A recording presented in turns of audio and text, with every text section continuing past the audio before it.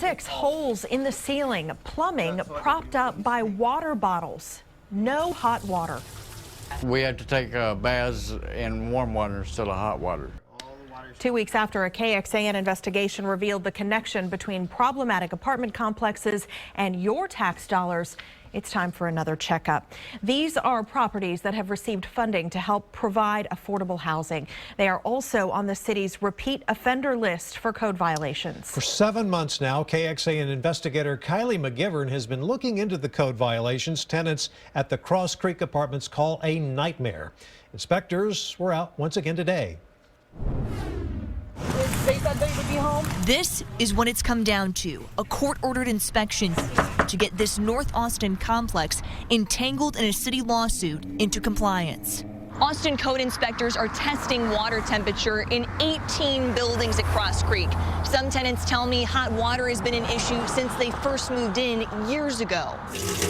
I do the dishes here. The water is warm. It's not hot like it's supposed to be. Billy Charlesworth tells us he's lived in Cross Creek 5 years, and in that time has reached out to several different complex owners, pleading for hot water, among other issues.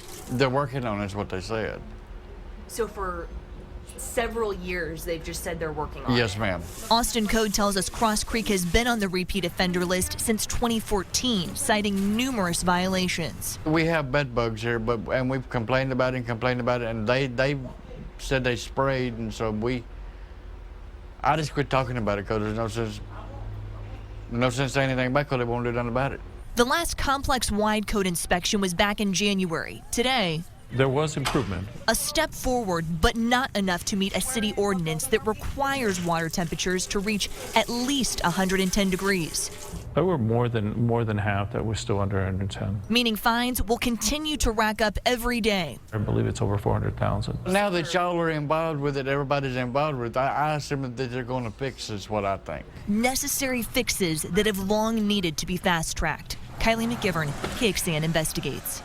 We reached out to Cross Creek owner Royce Mulholland, who had a very different takeaway from today's inspections. He says the water in nearly every unit exceeded 110 degrees. To explain that, he sent us this picture. Mulholland says his representatives used digital thermometers while the city used your typical analog thermometer. He says the difference in some cases was more than 20 degrees. Mulholland says he looks forward to presenting the information in court next month.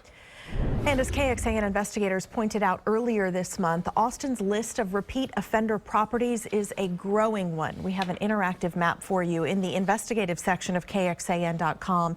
It shows the 70-plus properties on the repeat offender list for code violations.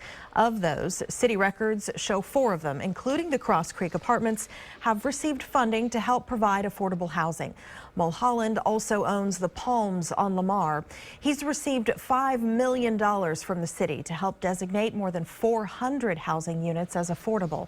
Austin Code says it does not go out looking for violations. They have to be reported, and that's a pretty easy thing to do. Tenants who want to report anything from bed bugs to major structural problems just need to pick up the phone and dial 311. The average wait time for a compliance officer to check on the complaint is 2 days.